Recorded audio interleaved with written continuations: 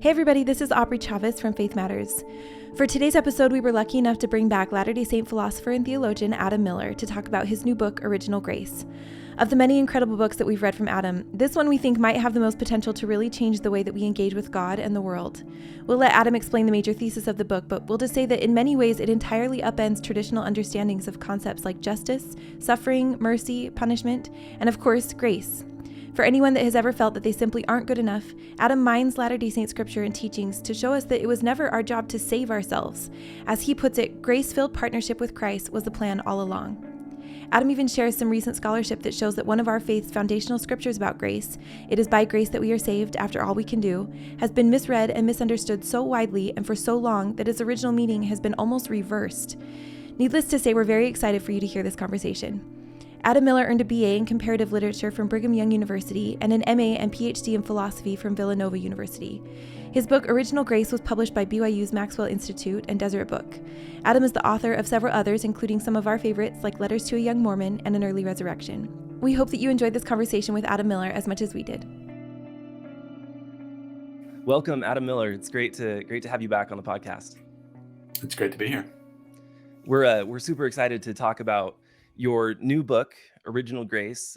We have maybe written down more questions for this book than any interview we've ever done. It was so meaty, and like within each chapter, there were at least I felt 4 or 5 things that we needed to talk about. So we'll at the same time, we'll try to make this an appropriate length for listeners. And I'm just going to assume that that's a compliment. So I could have made that more clear, I think. It absolutely was a compliment. I paused. I was the one that went through this book first, and I had to pause multiple times to tell Aubrey how enthusiastic I was about it. And hopefully that was clear that was a compliment. Yeah, good. Okay, I'm getting better. Okay, well, I did want to ask. I felt like of all the things I've read from you, which is not everything, but most things, at least within the Latter-day Saint realm, this felt like a potentially more deeply personal and more vulnerable book than what I've read, because it's not just theology, and with An Early Resurrection, even we talked about how it felt like a very devotional book, but there was more personal story, and I felt like I got to know you and a little bit about your family a little bit more in this book, in large part due to anecdotes and messages from your father that are interwoven throughout the book. I wondered if it's okay to ask, I guess first of all, if your father's life and his death, which was quite recent, led in some direct or indirect way to the writing of this book. That's a good question. My dad is a big part of the book now, as it stands.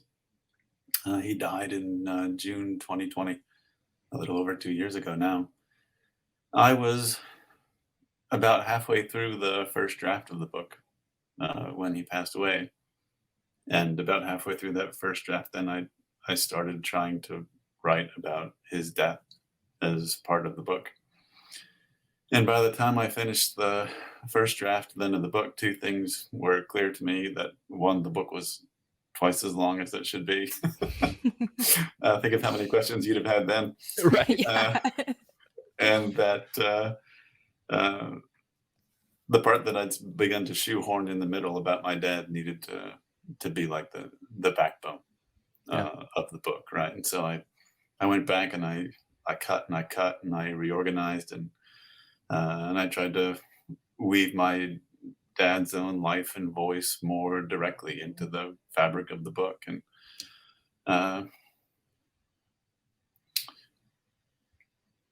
I think for me,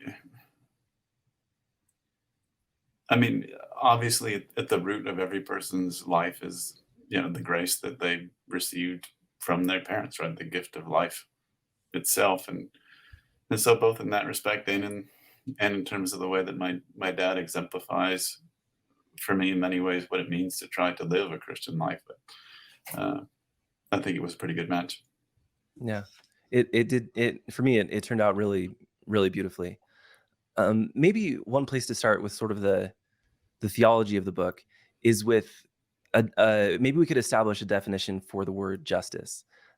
Some might say, at least, and I'm very open to disputing this point of view, but some might say that the book in some ways radically redefines the word justice, or at least a common understanding of that word. Could you share how you define justice and sort of how you got there theologically?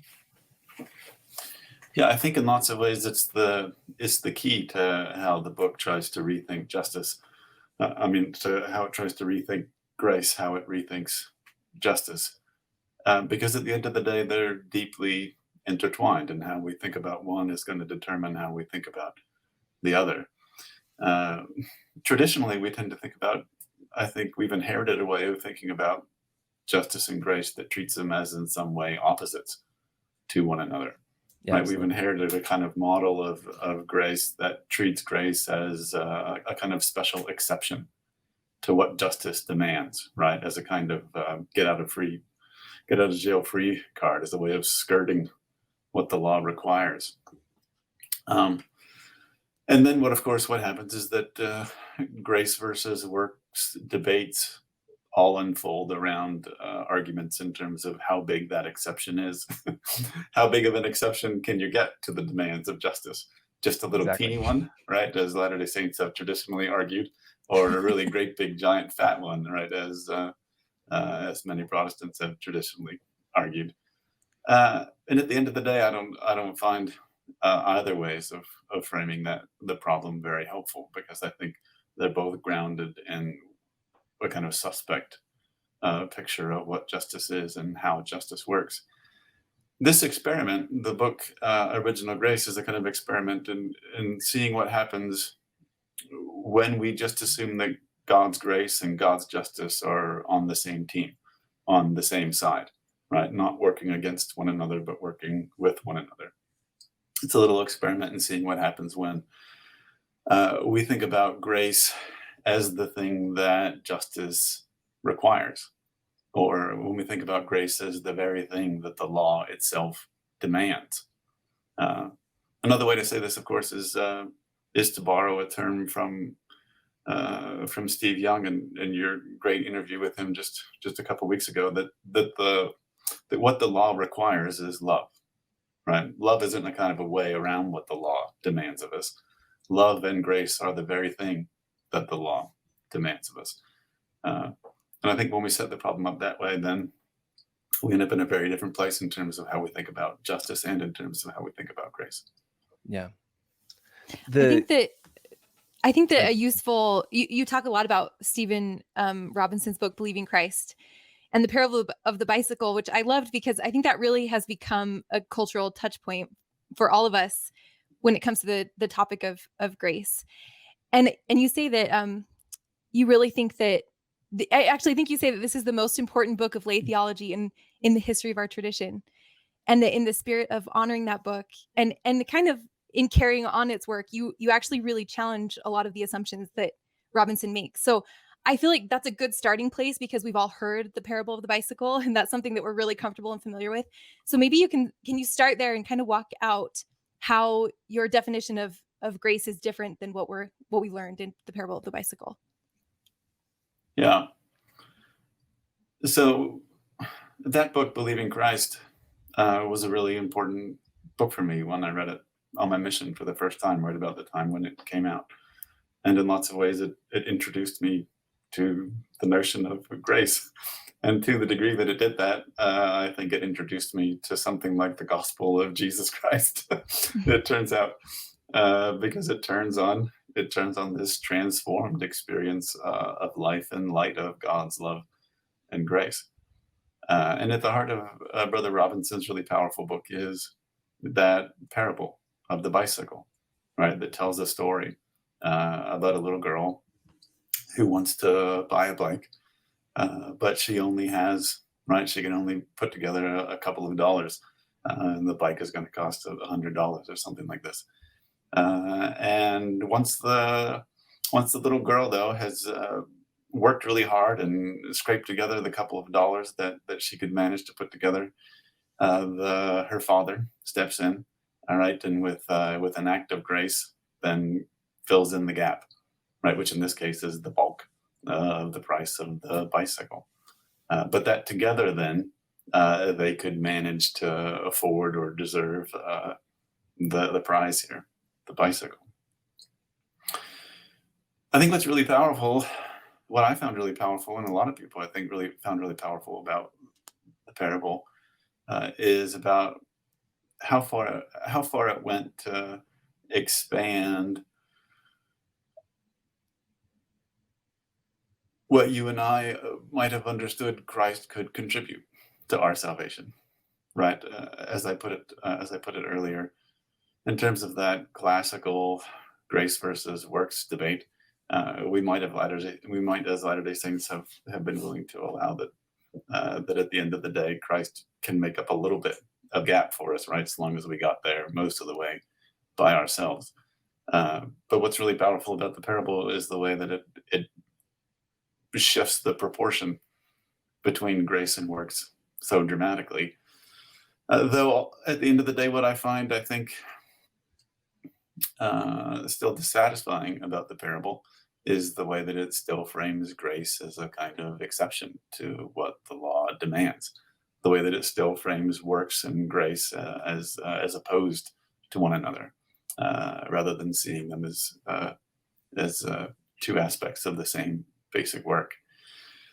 At the end of the book, I mention a talk that I heard Brother Robinson himself give just a little before he died, in which he, on the 20th anniversary of the book's publication, was reflecting on his own experience of having written and published Believing Christ. And he shared some of the things that he'd wish he'd done differently or said differently or points he'd made more clearly. And one of the things that he wished he'd made clearer, he said, was that for him at the end of the day, the parable wasn't about how Jesus managed with his grace to make up for all of the works that the little girl wasn't able to do on her own behalf. But at the end of the day, the parable is much better understood as the little girl participating in grace as much as she could, and then Jesus responding to her with grace. That it was a parable about grace being met with additional grace. And that at the end of the day is how you fulfill the law, because what the law demands from both us and from God himself is grace and more grace. Love that. Maybe when we talk about justice, there is this feeling, and you talk about this in the book, that at least a traditional view of justice is that good, that justice is a mirror, right? It returns good for good and evil for evil. You say that justice returns good for good and good for evil, which I think I can imagine a lot of people, a lot of Protestants for sure, but also a lot of Mormons, Latter-day Saints, getting out their scriptures and, banging their finger on the page and say, that's not what this says. And there are any number of, hellfire / justice scriptures that might contest where do you scripturally and philosophically sort of mine for this good for good and good for evil idea? And how do you respond to people that might be pointing at other scriptures to contest that idea? Yeah, I think the kind of suspect model of justice that we've inherited is a model of justice that sees grace as the opposite of justice, because it understands, as you put it, the role of justice to simply return to you whatever it was that you sent out into the world, right? So that the role of justice is to return good to you if you did good, but the role of justice then is also to return evil to you if you've done evil, and that's a pretty common sense notion of justice. But I think it's also a pretty suspect notion of justice, if only because that notion of justice requires for there to be a kind of moral imperative for people to do evil, or for God himself to do evil, right, in response to evil, as if there could be such a thing as a moral imperative to do evil. All of that does at the end of the day is not only implicate us in the project of doing evil, but it also makes the people who are already evil worse, right? It makes them more evil, which means that justice has this kind of, if we think about it in those terms, then justice has this kind of perpetual tendency to undermine its own project of making the world just. A much better model, I think, if we're grasping for straws here, is something like the Sermon on the Mount, right? If we go way outside the center of the Christian canon, take something like the Sermon on the Mount as our model for justice, then we get in Matthew 5, we get Jesus' own explanation of how the law works. And according to Jesus, what the law requires, right? And Jesus in Matthew 5 says again and again, he says, I know this isn't what you've heard. I know this wasn't what you've been told all your life, but what you've been told all your life is wrong, he says. And it's going to sound like I'm destroying the law, he says, but that's not what I'm doing. I'm actually making it possible for you to fulfill the law. And what the law requires, Jesus says, is that you must not only love your friends and your neighbors, you must also love your enemies. You must not only respond to people who do good to you with what's good, you must, in light of God's law, you are commanded to respond to people who do evil to you with what's good. And Jesus follows this up with a very clear explanation of the fact that you have to do this because this is what God himself does. God sends his rain on the just and the unjust, right? He causes his sun to rise on the good and the evil. And if we want to be like him, then we have to respond in this same way. And doing this, of course, responding to good with good will help people to be more just, who are already just, and responding to evil with what's good will also help those who are evil to become just, right? In which case, justice isn't fighting against itself, it's actually seeding the ground with the conditions necessary for justice to flourish. And I think the kicker here then for me is that if that's what justice is, if justice is responding to both good and evil with good, then justice is just the business of grace, because that's what grace is, right? Grace is when you just always and only do what's good. You love those who love you, and you love those who are your enemies. That's both how you make the world just, and that's what grace itself looks like. Not as opposites of one another, but as two ways of, as the key here then to fulfilling God's law. So maybe just to drive this home, could you do that first reading from chapter 4? So throughout, I've been there's kind of a frame in terms of which I contrast what I propose as a Latter-day Saint doctrine of original grace to this more traditional doctrine of original sin, right? And the beating heart, I think, of the doctrine of original sin is the idea that suffering can be deserved because evil has to be given in return for evil, right? This very traditional notion of justice. So I say, according to the logic of original sin, the purpose of the law is punishment. The law's purpose is to judge what is deserved. The law is a divine mechanism for judging who deserves to suffer or not, and to what degree. The point of the law is accusation. The logic of grace, on the other hand, takes the purpose of the law to be love. The law's purpose is still to judge, but now to judge what's needed. The law is a divine mechanism for judging what is needed to relieve suffering and liberate sinners. The point of the law is grace.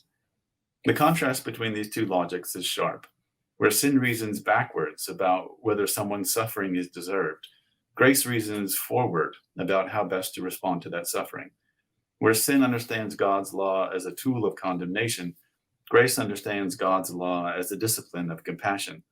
Where sin uses the law to obligate suffering, grace uses the law to command succor. Sin begins from the original assumption of guilt and concludes that suffering is deserved.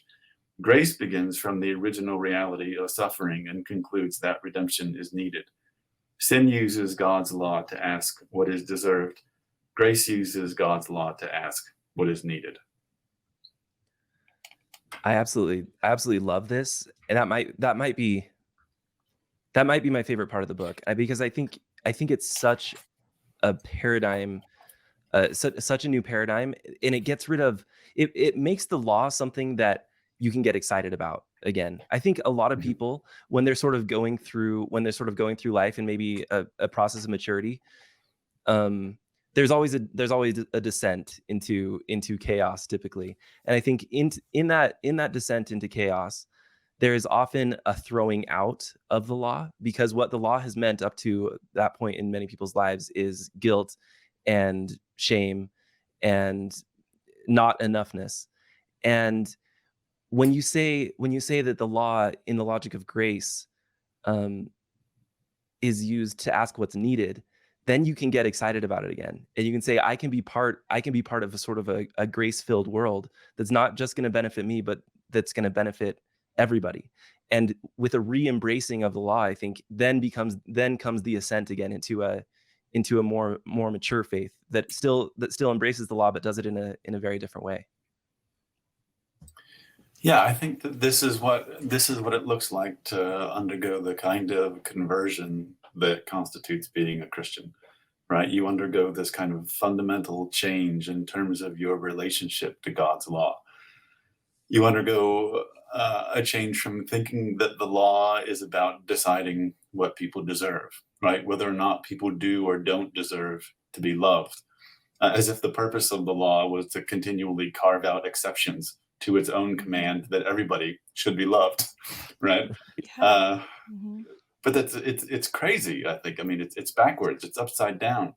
You end up using the law then only in this way that hurts you and that hurts other people, both with guilt and with shame and with fear and with accusation, right? The law's own fundamental purpose presents itself to you not as love, but as accusation.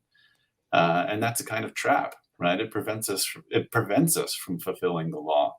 It's a way of holding the law that harms us and that prevents its own fulfillment. And this, I think, is what Jesus is trying to explain in the Sermon on the Mount, that if you use the law in this way, then you will forever and always prevent it from being fulfilled. You have to instead undergo this transformation in your relationship to the law, in which you begin to see that what the law demands is love in every single case. If someone's done good to you, it demands love. If someone does wrong to you, it demands love. The moral obligation is always and only to do what's good in return for whatever you receive. And that experience of the law is liberating, because then the law is no longer about what people do or don't deserve. It's not about whether or not I deserve to be loved, passive tense. It's about how here and now I must act in love, in this active sense, right? And it's liberating and empowering, and it's at the heart, I think, of what it means to undergo this transformation that constitutes what it means to be a Christian. Yeah. I also felt like it made me think of the ways that I use the law to condemn myself. Like it's easy to see how you can hurt someone else with the law, but I love this way of thinking because of the way it liberated me from my own shame. Like if the law is always meant to help me to be in connection with God's love, like in a way, the law is always supposed to be a relief. Like it's how to live in a way that you won't be suffering.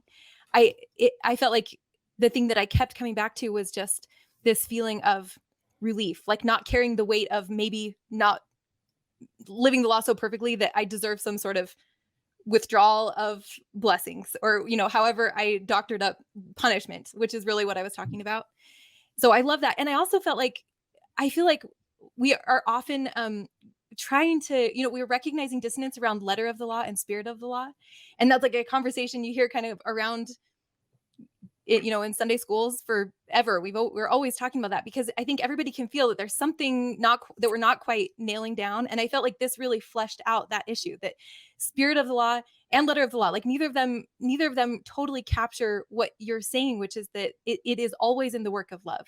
And so I think we can recognize dissonance about the letter of the law. Like there's something that feels a little bit off. Like there's something a little bit too rigid and punishing about letter of the law and no exceptions. But I think that this really helped me to understand what that dissonance is, and that it should always be in the work of love as opposed to punishment.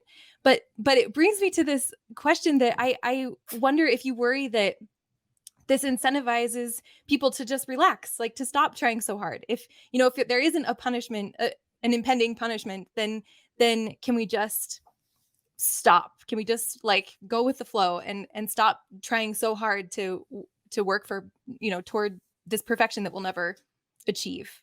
So basically, how are we going to avoid like the cheap grace that you talk about? Yeah, I guess the question for me is it going to incentivize people to stop doing what? Is it going to incentivize people to stop trying to earn their way into heaven? Is it going to incentivize people to stop trying to deserve God's love? Is it going to incentivize people to stop reading the whole of the world in terms of what people do or don't deserve? Yeah, good. I hope it radically de-incentivizes that whole way of living and seeing the world. Now, what's supposed to what's supposed to happen next, of course, is that that opens the door to actually fulfilling the law. Right? If you use the law in that backwards, harmful way, it makes it impossible to fulfill the law. And in fact, that kind of backwards and harmful, passive way ends up trapping us with a sense of futility and hopelessness and powerlessness, because it turns out it's impossible. Even if you somehow perfectly kept the law, it would be impossible to ever deserve love by way of the law, because that's not what the law is for. You can't get there that way. You can't use that to do that. The only thing that you can use the law for, the only moral way to use the law, is to judge what love is needed here and now in light of the law.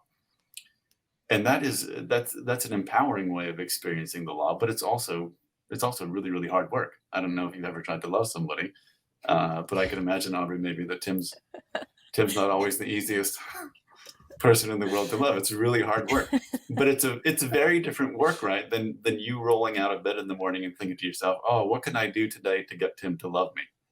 What do I have to do in order to be loved? You can't do that. You'll never win. You'll never succeed.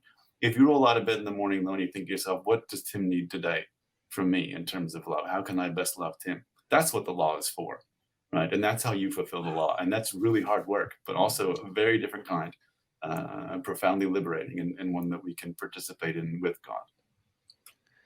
Wow. Could we dive in a little bit more on sort of the logic of punishment? And I'm wondering if you would say that this logic of original grace requires something different of us than it does of God. For instance, like I can't think of any scriptures off the top of my head. Maybe, if you go back to the law of Moses, but that require us to punish anyone based on our view of the law. The scriptures that speak of God's judgment based on the law seemingly are plentiful. I'm thinking even of Restoration Scripture, D&C 19, that does have this beautiful theology in terms of very explicitly sort of getting rid of eternal conscience torment, which I think all of us have lived in fear of, that have inherited sort of a Protestant tradition. It says eternal suffering is my suffering, endless suffering is my suffering, meaning, but if you look just a couple verses later, I think it's verse 15, repent lest I smite you by the rod of my mouth and by my wrath and by my anger, and your sufferings be sore, how sore you know not. So what's going on here? Does God punish? Should we punish? Should we throw that word out, or is there a rethinking of that word? Yeah, these are really good questions. I think a lot of it comes back to how we think about punishment and what we think punishment is. If, for instance, we think that punishment is a moral obligation to do evil to someone in response to the evil that they've done, then I've already stated my position that I think that's nonsensical. There's no such thing in any scenario as a moral obligation to do evil, especially in response to evil. So if that's what punishment is, then that's out, as far as I'm concerned. And as far as it's out for Jesus, as far as I can tell for Jesus. The law never commands that. The law itself never commands that. Responding to evil with good, that's not mercy, right? That's not an exception to the law. That's not a way around what the law requires. Responding to evil with good, that's what the law itself requires.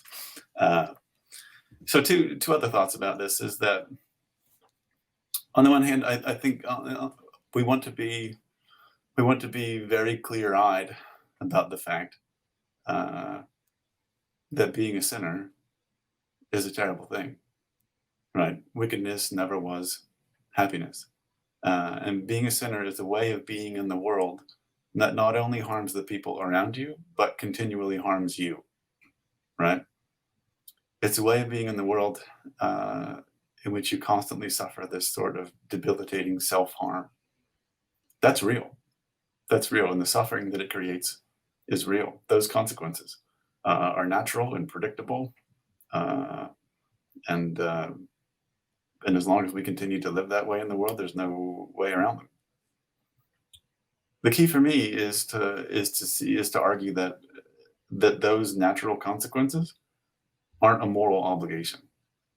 Right? The fact that I harm myself by being a sinner doesn't mean that the suffering that follows is itself a moral obligation required by justice, and that God himself is invested in making sure that I suffer as a result.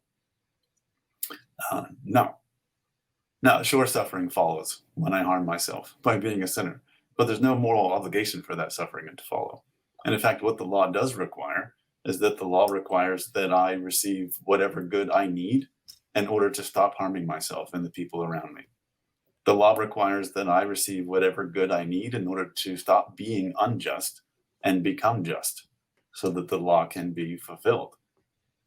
Now, what I need in any given moment may or may not line up very neatly with what I think that I want. And what I need in any given moment, right? The treatment that I need in order to be healed may be itself difficult and painful and trying, right? I may need all different kinds of discipline and pedagogy, right, to help me straighten up and fly right and be healed, and that can be a difficult process. But that difficult process is not a punishment, right? That difficult process is God giving me the good that I need in order to become good. It is itself the goodness that the law requires. It is itself an expression of his love. And in that sense, to the degree that the law requires in some instances certain sorts of discipline, to the degree that that discipline is good, then that makes perfect sense, and it lines up, I think, with what we understand about God and his love, and the fact that it, as the purpose of his law, that love is unconditional, right? The law is not conditional, and the law requires love, which means God's love is unconditionally required by his own law. So can you talk about that a little bit more? Because I'm thinking of like King Benjamin, and I love that part where you bring up King Benjamin and how the sin is really not with the beggar, it's with the people calling the beggar sinful. You know, like that's the sin that obscures their vision of like what's actually happening, and that's what King Benjamin is preaching about. But I feel like listening to what you just said, like I feel like there's a way someone could hear that and say like, yeah, this is for someone's good. Like I'm withdrawing love, or I'm giving these people consequences by, you know, not giving the, you know, in the King Benjamin example, not extending my hand because I'm helping him to, you know, repent. I'm helping him to get better, and so I'm disciplining him in the name of love. You know what I mean? Like how do we navigate that? Because I think that probably is the justification in a lot of people's minds. Yeah, there's always the risk, right? That doing the difficult thing for people who we love, that we think is the thing that they need, there's always the risk that it's just a kind of shallow justification for our own retributive desires, right? There's always a risk that the law can once again be repurposed in these kinds of sinful ways, especially to justify ourselves or justify not doing what the law is actually requiring us to do.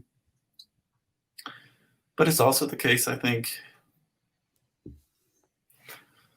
that, often enough it's clear what we need to do, right? In any given instance. You probably don't wake up very often, Aubrey, and think to yourself, I just don't really know what the law would require me to do today in order to love Tim. I don't know how best to do that. Yeah. Most of the time it's probably pretty darn clear, what we Yeah, have to do that's to true. love each other. But sometimes we end up in difficult positions, right? Where it's not clear exactly what the best thing to do would be, how best to help someone, whether or not we're actually in a position to do that, to do what's required, whether or not that conflicts with my obligations to help other people, how to manage all those competing requirements to love and give what goods are needed. And that can be tricky sometimes. That can be complicated, and sometimes that kind of devil comes out only by prayer and fasting, right? It requires a lot of care and a lot of maybe trial and error and discernment and forgiveness and patience and praying for guidance as we try to figure out the best way to apply here the command to love in light of what we do know about the general principles laid out in God's law. So of course we can always abuse it, but also it's just sometimes the case that it's hard to know exactly what to do and how best to do it, and it's hard to have the power to do it. Could we talk a little bit about the situation of what you might call undeserved suffering?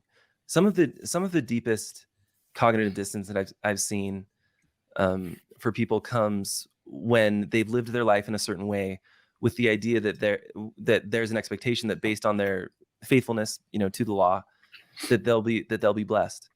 And even after that type of life, they're faced with horrible suffering in their family or in their career or whatever it is. I've seen this happen a couple of times personally with people who have gone through something terrible after devoting their lives to what they I think thought was faith and love, and have questioned even the existence of God or the goodness of God based on suffering that they've been given.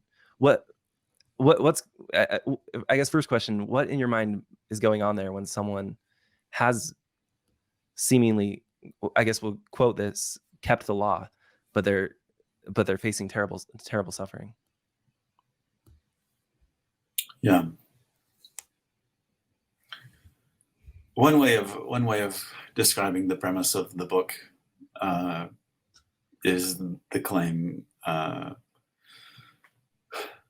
that suffering cannot be deserved. Right? The idea that evil must be returned in response for evil. That's the idea that suffering can be deserved. Right? That suffering can have a kind of moral valence, right? That suffering can be a kind of indication of the fact that evil is something you deserve in light of what you have or haven't done. That's at the heart, I think, of that suspect way of thinking about the law and justice, to think that the law itself is ever about deciding what someone does or doesn't deserve, rather than deciding what someone does or doesn't need in light of whatever kind of suffering they're experiencing. If we can peel those two things apart, if we can peel apart the law and suffering to see the law as a response to suffering, rather than seeing the law as a justification for suffering, then I think we're in a much stronger position to see how the law always requires us to respond with what's good, always to give what's needed, rather than attempting to judge what someone does or doesn't deserve in light of what they have or haven't suffered. Love that. Yeah. In the book, I think one way you put it is the natural order of things is not equivalent to the moral order, or the moral order of things is not equivalent to the natural order of things. Something like that, which is a simplistic potentially comforting way of viewing the world. Everything makes sense, when you say that all suffering is sort of in alignment with righteousness or whatever you want to call it, until it's not, until you see that that's not the case, and then it can cause a lot of dissonance. But can I take this one step further? And this isn't something you address specifically in the book, but when you look out at the world and see great suffering that's clearly undeserved and doesn't seem to have necessarily a great purpose behind it. There's not some huge amount of growth that's going to come out of this. And maybe you could look at some of the worst travesties that we see going around in the world in terms of war or abuse or whatever it is. Why would a loving God who always wants to give good, who always wants to give grace, allow these types of things? And I understand that this is a theological question as old as time. This is the problem of evil. But since I have a philosopher on, I thought I might as well get it out there and see if you can solve it for us once and for all. Yeah, people should mark what's the time here in the podcast. People should mark Adam's about to answer. Mark this moment when we crack this nut.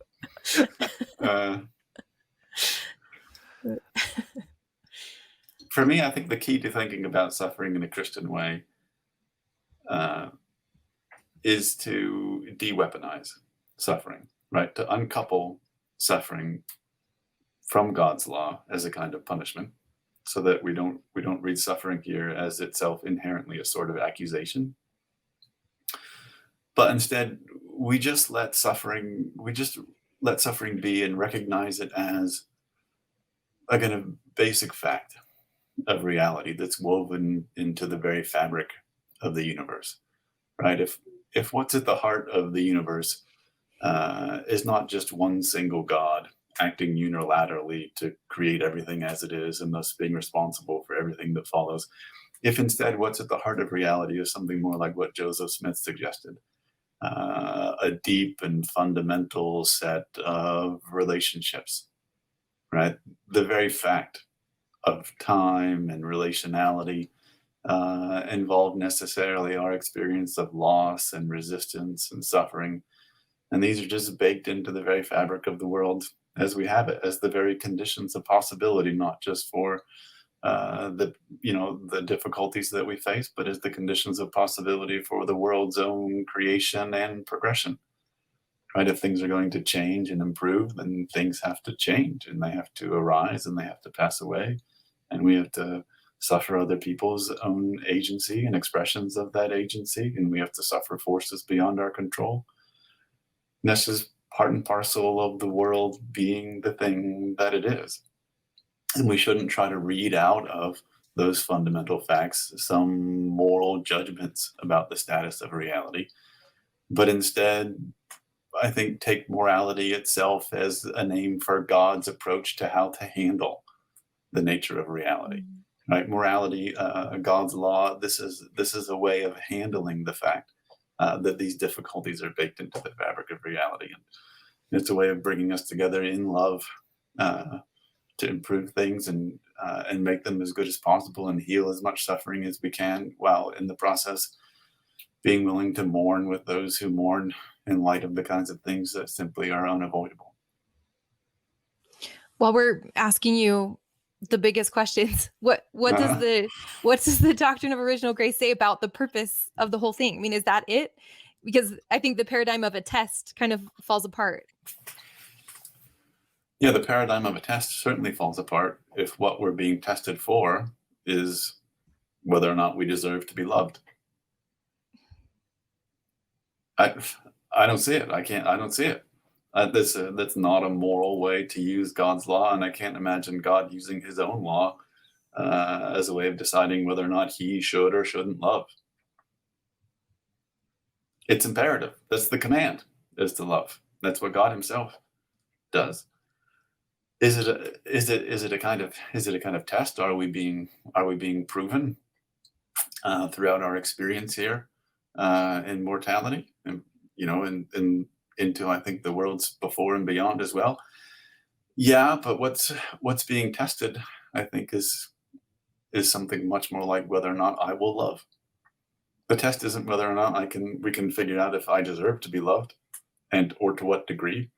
The test is whether or not I will love and participate in love, and that's a test that I can certainly fail or succeed at to one measure or another, and that's a test that at the end of the day will or won't put me in the presence of God, both here and in the world to come.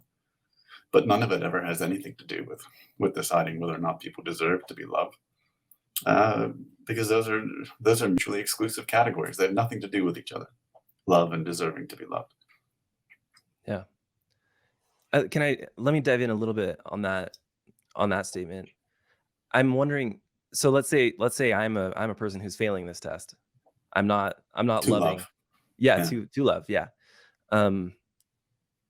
Does God's sort of original grace not cover my lack of lovingness and get me there eventually? I understand that there's certainly let's say that's the state that I'm in right now. That's the time and place in the universe that I'm occupying is not a loving place. But is there room for me to get there at some point, or is there a final buzzer that's going to go off and I failed the test? And for whatever reason, this universe creating grace didn't seem to have enough pull on me in some way to get me there.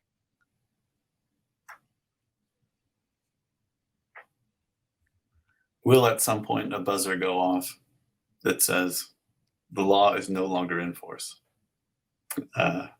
Love is no longer required by God for you or of you? The answer to that, I think, is no. Right? There's no point at which this law will no longer be enforced. There's no point at which love will no longer be commanded by God of himself or by God of us. Is it possible for people to put themselves in a position where they simply refuse here and forever, in some sense, to participate? Love is not the kind of thing that can or ever will coerce people into loving. It's, again, antithetical to the very nature of love. But I think we have good reason to hope that at the end of the day, right, love is stronger than all of that fear that keeps us from loving. And then at the end of the day, love is going to win out. Thank you. Maybe this is a good time to talk about the phrase, after all we can do. We loved this part in your book. Can you just talk about the insight that, is it Daniel McClellan? I think it was Daniel McClellan is his name, that he did quite a bit of research on this phrase from Joseph Smith's time. And I'd just love for you to talk about that before we move on.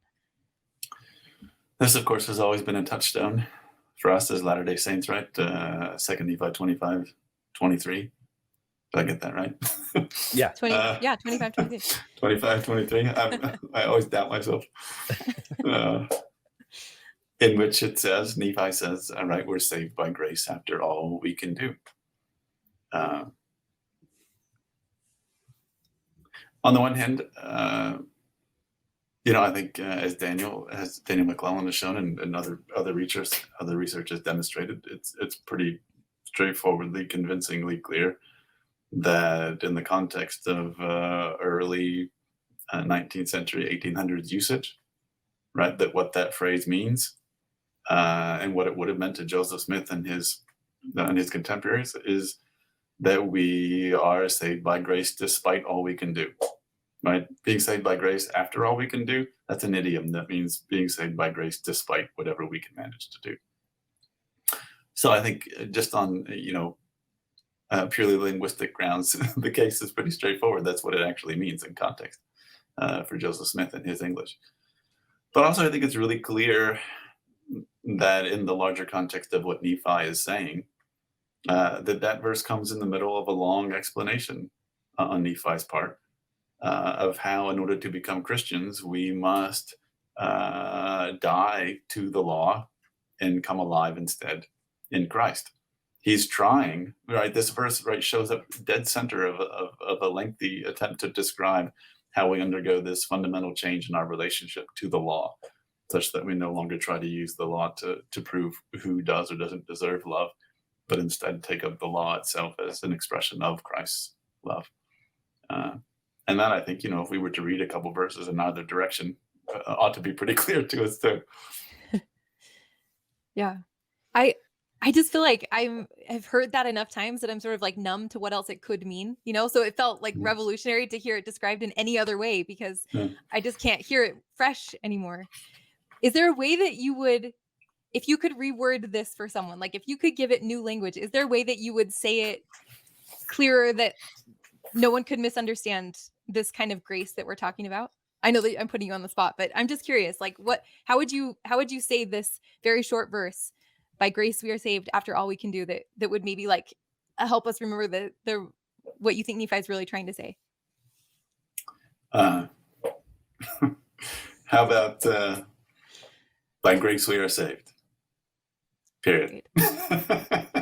Perfect. I think that's pretty good. Yeah. Yeah. Could we do another reading, Adam? Sure.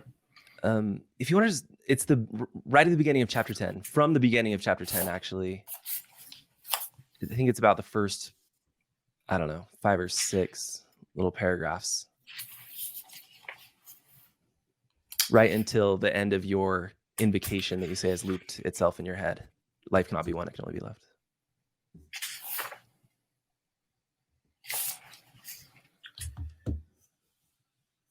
If God's grace is an active and original cause, Yes. rather than a passive and belated effect, then what is grace? The morning my father died, I felt Benjamin's nothingness. I felt it open, as I have many times before, like a hole in my chest. I felt it rush through that hole like a wind from nowhere, cool and intense, dissolving my heart and lungs and organs into a subtle burning static that pulsed behind my ribs and gathered with the weight of a smooth stone on my solar plexus. I can feel it even now as I write this. A still, small, radiating silence that burns in the pit of my stomach and quiets the noise in my head, that both grounds me and unmakes me at once. The morning that my father died, I lay on the couch next to him, wrapped in a sheet, with this nothingness whistling through me.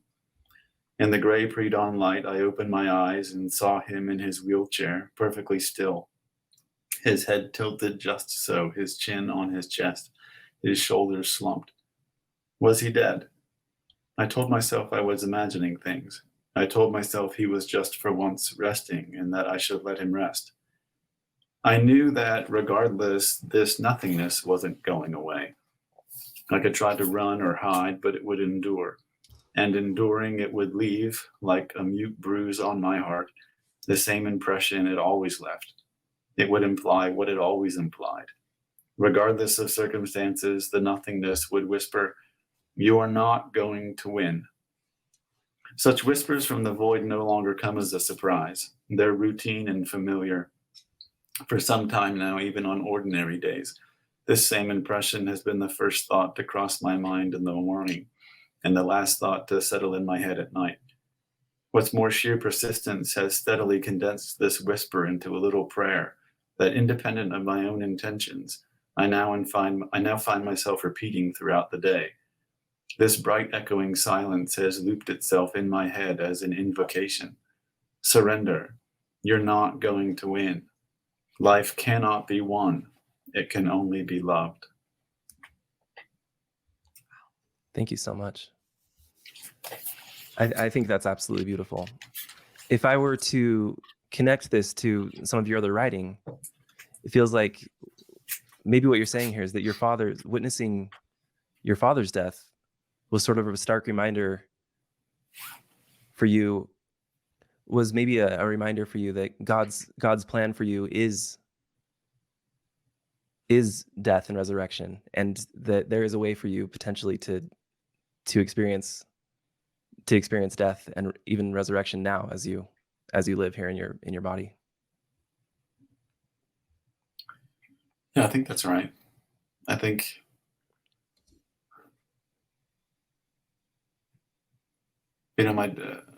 my father's death is a stark reminder that nobody makes it out alive, right?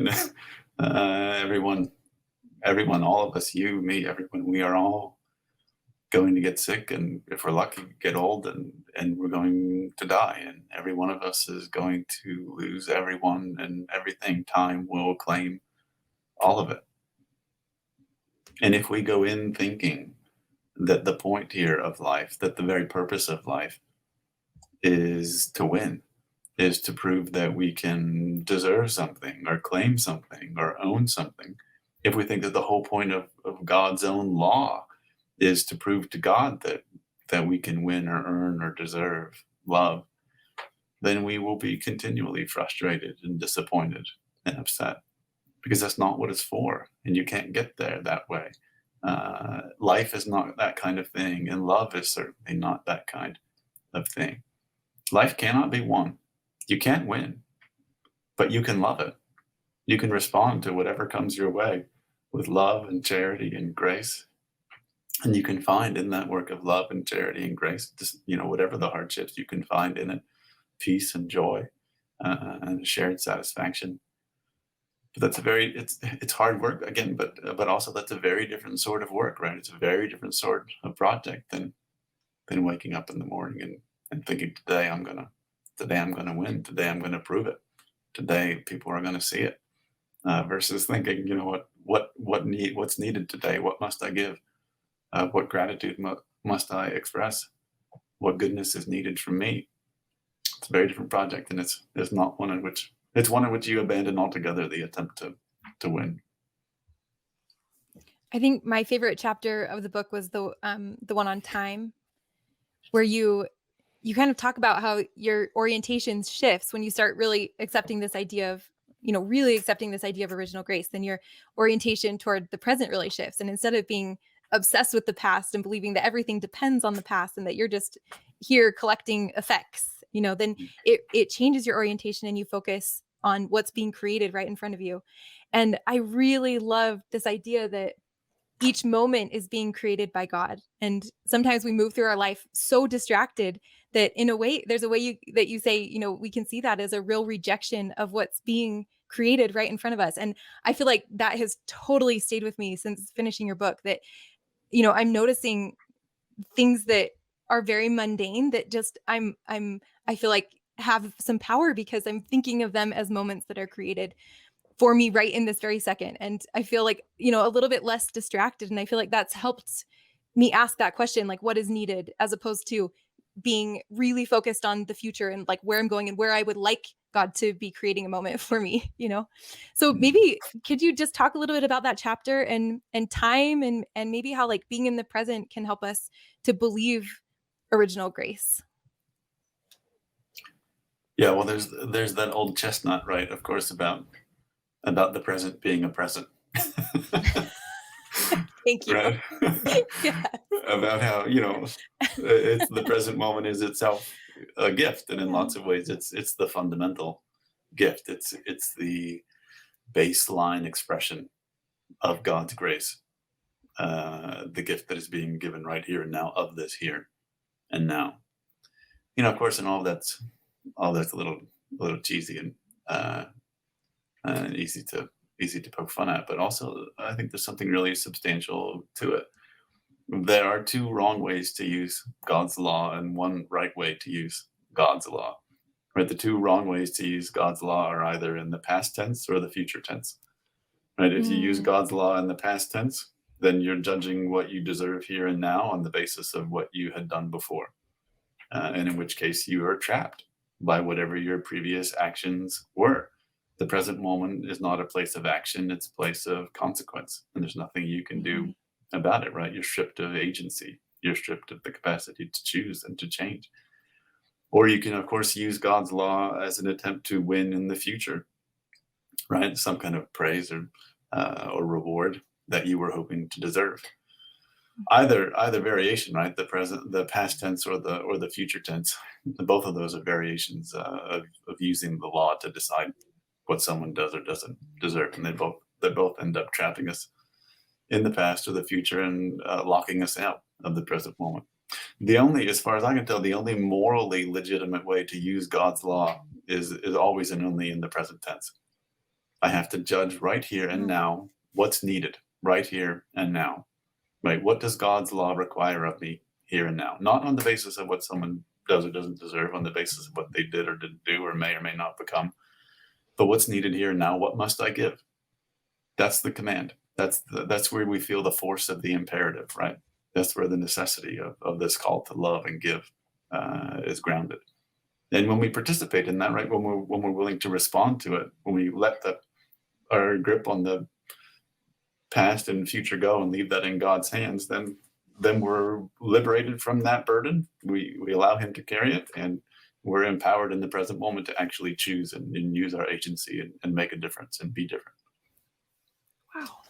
I love that so much. Like that just, it feels so empowering. Like, and there's somewhere in the book where you talk about, you feel like your religious life has had this arc towards simplicity over the years of your life. And to me, this feels like a real pull towards simplicity. Like maybe it's just so much more simple than I understood it before, you know? Do you want to, maybe as we kind of wrap up, do you want to talk about that at all? Like what did you mean by you've felt this arc towards simplicity? Yeah, I mean it in a couple different ways. I think one way links pretty directly to what we've been talking about.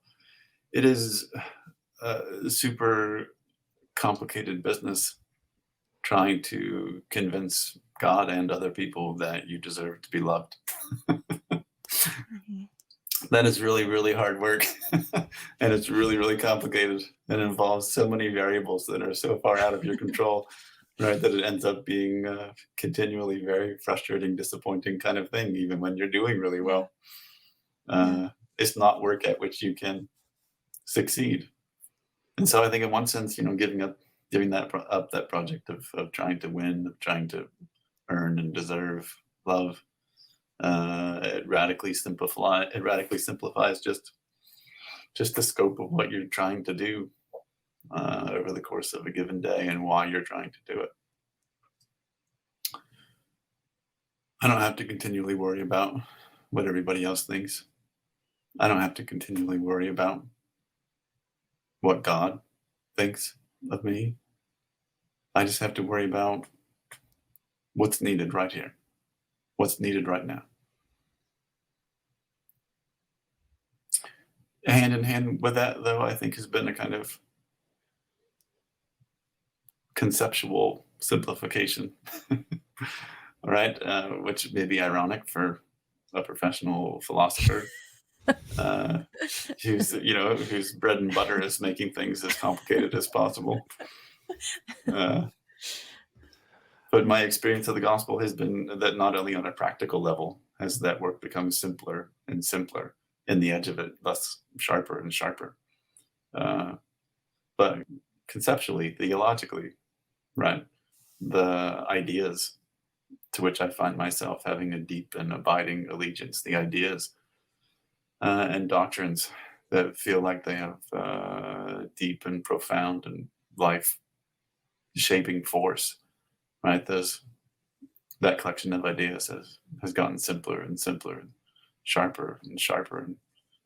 And in the same way that I don't find myself worrying about many of the practical implications that I used to worry about in terms of whether I could or couldn't succeed, or could or couldn't get people to think about me the way I wanted them to think about me. There are lots and lots of ideas that I used to worry about all the time that I don't worry about anymore. Yeah.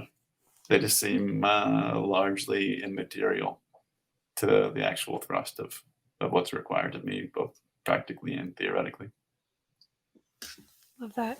Thank you so much. Is there anything else that we missed that you want to say before we wrap up? I just always love talking to you guys. You do a great job, and Faith Matters is a great project, and I'm happy to see it succeeding, and hope it will get bigger and bigger. Thanks so much, Thanks Adam. so much, Adam. This was awesome.